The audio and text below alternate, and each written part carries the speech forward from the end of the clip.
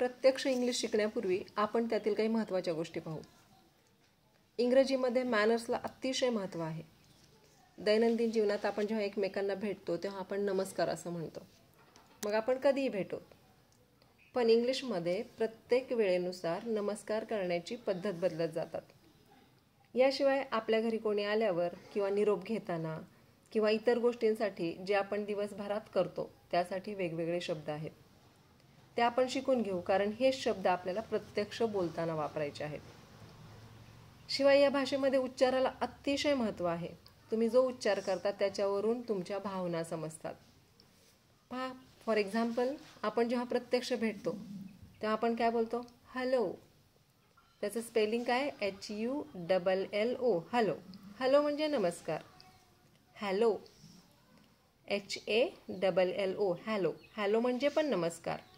Hello, HELLO. Hello. आणि हाय, HI. हाय जर आपण जेव्हा म्हणतो म्हणजेच काय?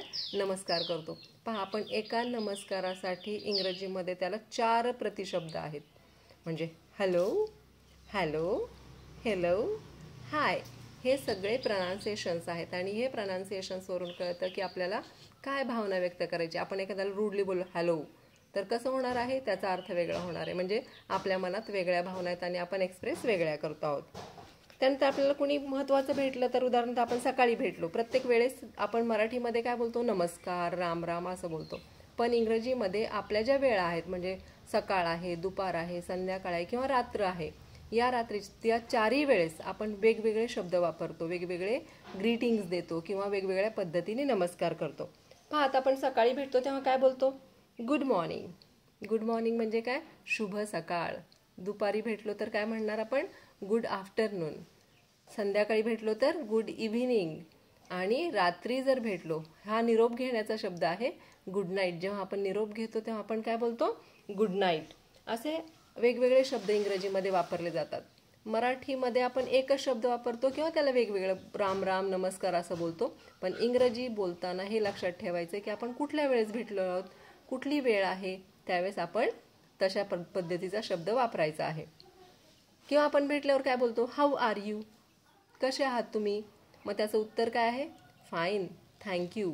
इंग्रजी ही संपूर्ण मॅनर्स म्हणजेच एटिकेट्स असलेली भाषा आहे. एकमेकांशी बोलताना इथं फार नम्रपणे बोललं जातं, रूडली बोललं जात नाही. ओके. किंवा आपण असं कुणी घरी आलं तर आपण काय विचारू शकतो? How do you do. म्हणजे कसे आहात तुम्ही? मग त्याचं पण उत्तर काय आहे? Fine, thank you. मग आपल्या घरी पहा, हे वेगवेगळे मॅनर्स कसे आहेत. आधी आपल्याला मॅनर्स का शिकायचे आहेत? कारण आपण इंग्रजी भाषा शिकताना आधी त्यातले मॅनर्स हे महत्त्वाचे आहेत, म्हणून आधी आपल्याला शिकायचं आहे. मग आपण काय करतो? घरी कुणी आल्यावर काय बोलतो आपण? वेलकम म्हणजे या, तुमचं स्वागत आहे. Hello, please come in. किंवा त्यांना बसायला जागा द्यायची असेल तर काय करणार आपण? Please have a seat. Okay. त्यानंतर लेट्स हॅव सम टी असं विचारतो आपण की तुम्हाला चहा हवा आहे का? किंवा आपण त्यांना काय विचारतो? थंड की गरम. याच्याऐवजी काय विचारायचं आहे आपल्याला? What do you like to have, hot or cold. आणि नंतर ते निघाले किंवा त्यांनी आपल्याला काही आणलं किंवा ते निघत असताना ते आपल्याला काय म्हणतील? Thank you so much. हे सगळे मॅनर्स आहेत. हे सगळे घरी आल्यावर, आपल्या घरी कोणी येतं तर त्याच्या स्वागतपर बोलण्याचे शब्द आहेत. हे तुम्हाला पुन्हा पुन्हा पुन्हा पुन्हा आरशासमोर बोलायचं आहे. तुम्हाला विचार करायचा याचा, जेणेकरून ते शब्द तुमच्या पाठ होतील आणि तुमच्या लक्षात राहतील आणि तुमची संवाद कौशल्य वाढेल तुमचं. आता आपल्याला निरोप घ्यायचा आहे कुणाचा तरी. मग निरोप घेताना आपण काय बोलतो? टाटा. पहा, TAT. आपण ॲक्च्युली लहान मुलांसाठी हा शब्द वापरतो, पण आधी तो मोठ्या माणसं पण वापरायची. टाटा म्हणजेच बाय बाय किंवा बाय, फक्त बाय. बायचं स्पेलिंग काय? BYE, bye. त्याच्यानंतर बाय बाय. त्याच्यानंतर पहा, आपण कोणाला भेटलो की अचानक किंवा बाय करण्याच्या आधी काय होतं? So long. सो लॉंग म्हणजे काय?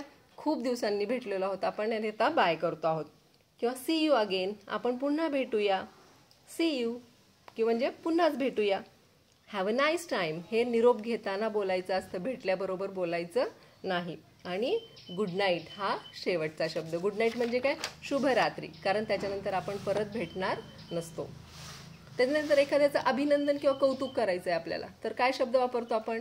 तुम्ही लिहिता पहा, CON आणि त्याच्यानंतर काहीतरी GTS काहीतरी लिहिता. ते मेसेजमध्ये. तसं नाही आहे ते शब्द. Congrats, congratulations, hearty congratulations, Bravo, excellent. किंवा कुणी फार छान सुंदर वस्तू दिसली तर काय बोलायचं आपल्याला? How beautiful. म्हणजेच हे कौतुक करण्याचे शब्द आहेत.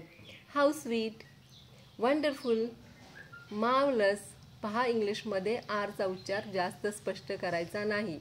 मार्वलस हा शब्द आहे, पण काय बोलायचंय? मार्वलस, वेल डन, ग्रेट.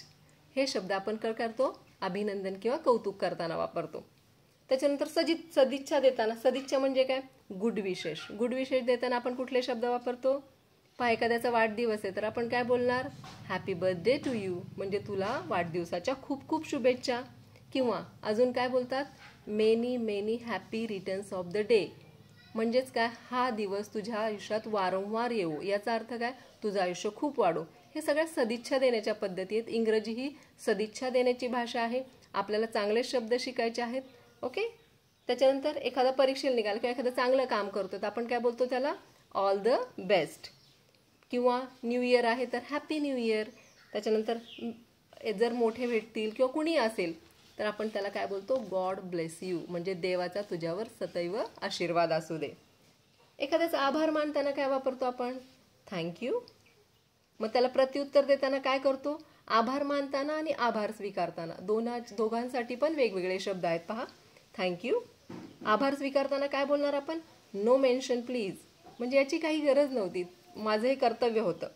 त्याच्यानंतर थँक्स अ लॉट, मग याला काय उत्तर? That's all right.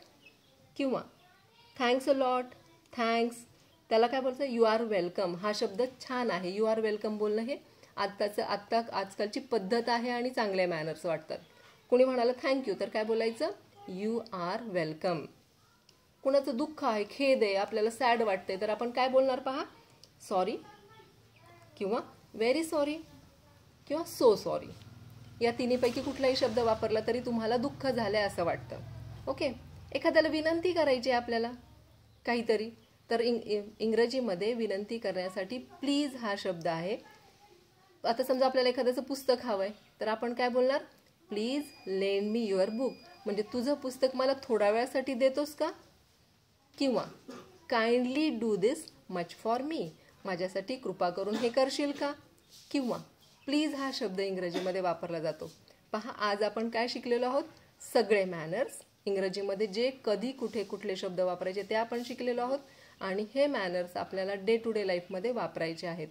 हे मॅनर्स वापरताना त्याच्यामध्ये पोलाइटनेस असायला पाहिजे. कोणाला प्लीज म्हणताना प्लीज म्हटलं तर ते एकदम डेंजर वाटेल. त्यामुळे कसं बोलायला पाहिजे? प्लीज, ज्याच्यातून आनंद व्यक्त व्हायला पाहिजे, ज्याच्यातून आपल्याला गरज आहे असं व्यक्त व्हायला पाहिजे. पोलाइट म्हणजे नम्रपणे.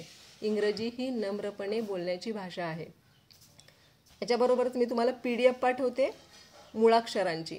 मुळाक्षरं म्हणजे काय? Alphabets in English, ABCD. ते कसं लिहायचं आहे?